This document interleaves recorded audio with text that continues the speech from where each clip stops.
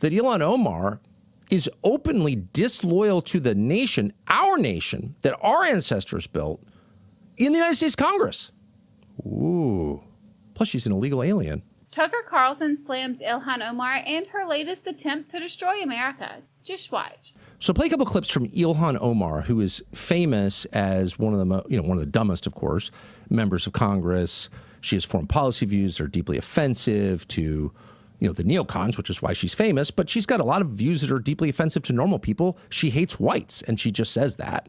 I would say our country should be more fearful of white men across our country, because they are actually causing most of the deaths within this country. We should be profiling, monitoring, and creating policies to fight the radicalization of white men.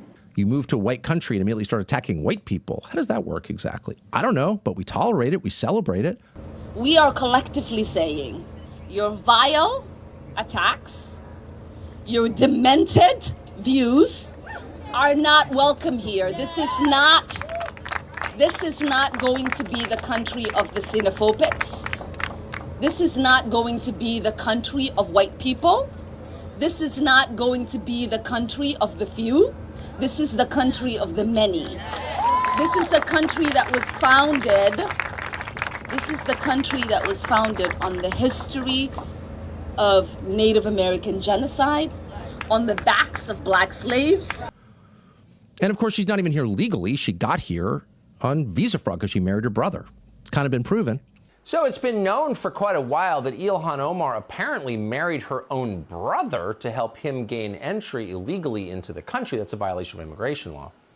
That actually happened, it turns out. And now we're learning the FBI had evidence to confirm it, but didn't do anything about it. Basically, Republican operatives up in Minnesota decided to spend hundreds of thousands of dollars on private investigators to really find out if Ilhan Omar was a genetic match, the DNA match, to the man who was her second husband. They went to 3 continents. They found a cigarette butt and a drinking straw, which they sent it to a DNA laboratory and found conclusively that the DNA matched, that the second husband was a sibling, according to this DNA sample. So the very day that they were going to unleash this on the world, and in fact I was interviewing one of the people involved, the FBI swooped on the gentleman, Anton Lazaro, from this Republican PAC up in Minnesota, and arrested him on some different charges. Who knows whether he's guilty or not guilty. I mean, he's not guilty until proven, but he's in jail. And so his story never got to see the light of day. I mean, luckily he'd told the FBI they were not interested. They told him the statute of limitations had run out. It's kind of been proven. So she's an illegal alien somehow serving in the United States Congress. How'd she get elected? Well, because there was critical mass of her fellow Somalis in her congressional district, so she got elected. So it's like worst case scenario all the way around. A dumb, bigoted person with anti-American views serves in the United States Congress, but that's not the worst of it. That's not the worst of it by far. Tucker points out that Omar represents Minnesota's 5th congressional district, which includes Minneapolis. She was first elected in, I believe it was 2018, and it's no coincidence that she's been re-elected several times since, especially considering the largest Somali community in the United States just happens to be located in Minnesota, primarily the Minneapolis-St. Paul area. The worst of it is, as she serves the United States Congress, as she serves the American people, she's actually serving her real people, which are the Somali people, and she says so out loud. Here's the first of 2 clips from Ilhan Omar pledging allegiance not to the United States, but to Somalia. Caawa aan fursad u helay madaxweynaheena, madaxweynaha Soomaaliya, madaxweyne Xasan Sheikh Maxamuud inaan maanta ku soo dhaweyno Minneapolis. Aniga iyo madaxweynaha special relationship aan qabnaa. Aniga adeeraan ugu wacaa asigana gabarteeyu idhahaa. madaxweyne sidii qof kasta uu u yiri mininkaaga waaye ku soo dhawow Minneapolis aad iyo aad aan ugu faraxsanahay in maanta madaxweynaheena aad tahay. Not the prettiest language, not like hearing Balzac read in the original, but whatever. You can see the translation on the screen, and in case you couldn't, she repeatedly referred to our president. Now, that was 2002. The president was Joe Biden. She wasn't referring to Joe Biden. She was talking about the president of Somalia, our president, our leader, our guy who runs our country, which is not the United States. And that was over 3 years ago. So Ilhan Omar's taken a ton of crap since, most of it deserved, but most of it has been aimed at her foreign policy views. You're saying crappy things about the Israeli government or whatever. How many people have noted that Ilhan Omar is openly disloyal to the nation, our nation, that our ancestors built in the United States Congress? These people are just idiots. I really, I'm at the point where it's become really hard to have an intellectual debate with any of these people because the level of stupidity that they are displaying every single day is frankly embarrassing, not just in Congress, but as Americans. And the fact that these people are allowed to say just the most ridiculous things tells you that the dumbing of the United States has arrived, because how else do we get a Trump presidency again? Ooh. Plus, she's an illegal alien. And if you think that's unfair, here's Ilhan Omar in 2015, before she got into Congress, making exactly the same point. In 2016, it's election cycle, and you guys have the ability to make an impact on where our nation is headed, not only here in the United States, but even in our nation back home. Our nation back home. Who is we exactly? This is someone who seeks to lead Americans in our legislative body, our Congress, and our country refers to someone else's country that most of our actual countrymen cannot even locate on a map.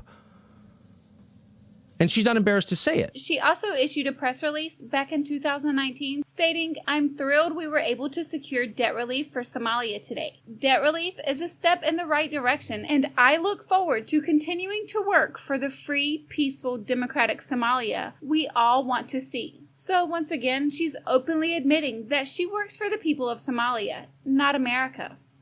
Look, politicians say idiotic things all the time. Of course, they also have extremely idiotic ideas all the time, some very dark ideas sometimes. But the difference is there's pushback. No, you can't say that. You can't say that. That's totally out of bounds. That's not how we do things here. We don't have a tribal system. We don't want one. Yes, obviously we're getting one, but we're going to push back against it as long as we can because we want the country to hang together because we like it and our ancestors built it. So you cannot refer to a foreign country as my country. And no, you can't serve in that country's military. You can't have dual citizenship with that country.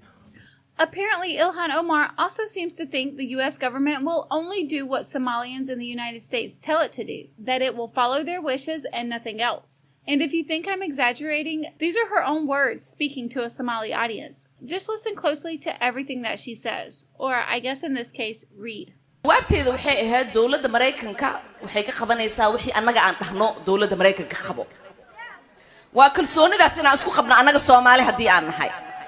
Wadankan anaga ku nool wadankan wadankii aan anaga tax ka dhiibno waaye waa wadankii gabar idinka dhalatayne ee Congress ka fadhiso intii aniga aan Congress joogo wadanka Soomaaliya biyaheeda dad kaleeta iyo badeeda dad kale ma qaadanayaan wadanka Mareykankana kuma taageerayo dad kaleeta in anaga ayna dhacaan marka taas ka seexda.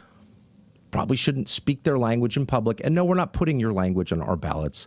This is the United States. You moved here because it was an Anglo country. All these institutions were built on the Anglo model. And if you hate that, don't live here. That's totally fair. It's the opposite of bigoted. The United States is based on a universalist principle. It is famously a country built on ideas. Now, whether that works or not is an open question. It's not working right now. The countries that are working are ethno-states, actually. China's an ethno-state. It's Han Chinese. It's a Han Chinese state. Japan is a Japanese country. Well, we don't have that, okay? And we're never going to have it at this point. So whether or not it was a good idea to build our national identity on a creed, whether it's a good idea to be a creedal country or not, it is. And there's no obvious solution to it at this point. And so if we're going to continue this experiment, and whether that works, you have to demand that everybody's all in on something that unites every person in the country. And it can't just be gay marriage. That's not enough. It's not enough to say we're a pro-LGBTQ plus, and then, of course, not define it. But your openness to other people's weird sex lives is not a unifying national principle. Sorry, that's weak sauce. We can't have a religion because it's religiously diverse and the Constitution prohibits it. At this point, we can't have a race, okay, because there are just too many different races. Maybe that would have worked, but at this point, it's not going to work. And the only way to get there is through violence, and no. So realistically, not on Twitter, but like in real life, what do we do? And that's enforce with efficiency and assertiveness, aggression even, the idea that you can't have crap like that. You can't have our leaders talking about their tribes in public. Doesn't mean you can't identify with your tribe or live near people who speak your language in private or be proud of the fact that your ancestors are from Somalia. That's all fine. It's great. Keep your culture. But when you're leading this country, if you're in a position of leadership, you have to appeal to something that is universal, something that unites all of us. You can't just demand that people be nice to my tribe, attack his tribe, but be nice to my tribe. No, it doesn't work. And that will, once again, for the fifth time, that will get to violence. This isn't the first time Tucker Carlson has had to address Ilhan Omar's anti-American rhetoric. Buy into our values and thrive. We call it the American dream, and nothing makes us prouder. It was in that spirit that in 1992, the United States welcomed 10-year-old Ilhan Omar and her family. Omar was born in Somalia, one of the world's poorest countries. It was then ruled by a Marxist military dictatorship. When Omar was 6, she and her parents and their 6 siblings fled a worsening civil war and wound up in a refugee camp in Kenya. They spent 4 years there until America offered the family asylum here and let them settle in Minneapolis. Omar's father drove a taxi at first, then got a job at the post office, working for the government. Omar, meanwhile, grew up free in the world's richest country with all the bounty that implies. She became a citizen, then went to work at a state university. A few years later, she became a member of Congress, elected by voters who were proud to see an immigrant succeed. Omar is now, at the age of only 36, one of the most powerful women in America. It's an amazing story, really. Only in this country could it have happened. Ilhan Omar has an awful lot to be grateful for. But she isn't grateful, not at all. After everything America has done for Omar and for her family, she hates this country more than ever. In a recent piece in the Washington Post, the reporter put it this way, quote, "In Omar's version, America isn't the big-hearted country that saved her from a brutal war and a bleak refugee camp. It wasn't a meritocracy that helped her attend college or vaulted her into Congress. Instead, it was the country that had failed to live up to its founding ideals, a place that had disappointed her and so many immigrants, refugees, and minorities like her," end quote. If anything, that's an understatement. Omar isn't disappointed in America. She's enraged by it. Virtually every public statement she makes accuses Americans of bigotry and racism. This is an immoral country, she says. She has undisguised contempt for the United States and for its people. That should worry you, and not just because Omar is now a sitting member of Congress. Ilhan Omar is living proof that the way we practice immigration has become dangerous to this country. A system designed to strengthen America is instead undermining it. Some of the very people we try hardest to help have come to hate us passionately. Maybe that's our fault for asking too little of our immigrants. We aren't self-confident enough to make them assimilate so they never feel fully American. Or maybe the problem is deeper than that. Maybe we're importing people from places whose values are simply antithetical to ours. Who knows what the problem is? But there is a problem. And whatever the cause, this cannot continue. It's not sustainable. No country can import large numbers of people who hate it and expect to survive. The Romans were the last to try that with predictable results. So be grateful for Ilhan Omar, annoying as she is. She's a living fire alarm, a warning to the rest of us that we better change our immigration system immediately, or else. I think Tucker's broader point isn't just about one clip specifically, but more about the perception and accountability. When you represent American voters, especially on committees tied to foreign policy, the language you use about other countries absolutely matters. So when Ilhan Omar referred to Somalia's leader as our president and also said that Somalia is our home, it definitely raises questions about the loyalty and representation, especially for someone serving in the U.S. Congress. And Omar isn't just any member of Congress, but she has served on the House Foreign Affairs Committee, which actually deals directly with U.S. diplomacy and international policy, and has real influence over how America interacts with other nations. So for her to talk about another country as our country, it's hard not to find that concerning. You know, I always thought that the standard for public officials, especially those involved in foreign policy, was supposed to be extremely high. But I guess I was wrong, especially considering that Omar has repeatedly said that she represents the Somalian people. And I don't think I've ever heard her say that she represents the American people. And if I'm not mistaken, I believe she even refers to the President of the United States as your president. Now someone, please tell me, how does that sound coming out of the mouth of a state representative? Because the last time I checked, when you take office in the United States, you swear an oath to represent the Constitution and the American citizens who elected you. But then again, I guess we do have to consider who voted her in. And I guess, in a way, she actually is representing those people. But when you're a sitting member of Congress, your loyalty, advocacy, and your policy priorities should start and end with the American people. So for her to pledge her allegiance to Somalia and call its president her president while sitting in Congress, that is beyond concerning and absolutely disgusting. And it also contradicts the oath of office that every member of Congress has to take, the oath to support and defend the Constitution of the United States. Not only did she have to take an oath when joining Congress, but also when she became a citizen. The oath of allegiance to the United States. That oath includes pledging loyalty to the Constitution and agreeing to respect the laws and institutions of this country. But it doesn't seem like Ilhan Omar is a good oath keeper, considering how much she constantly bashes America and how utterly ungrateful she is for the opportunities that America has given her.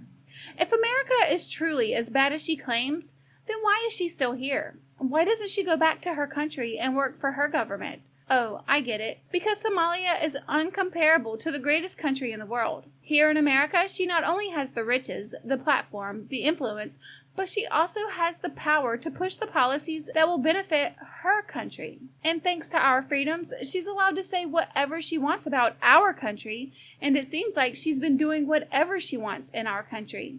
And we haven't even gotten to the topic of fraud and the open investigations. But let's just say she's amassed millions in such a short amount of time. Only in America, right? Let me know what you think of this in the comments below, and if you enjoyed this video, you know what to do. Thanks for watching, and I'll see you in the next one.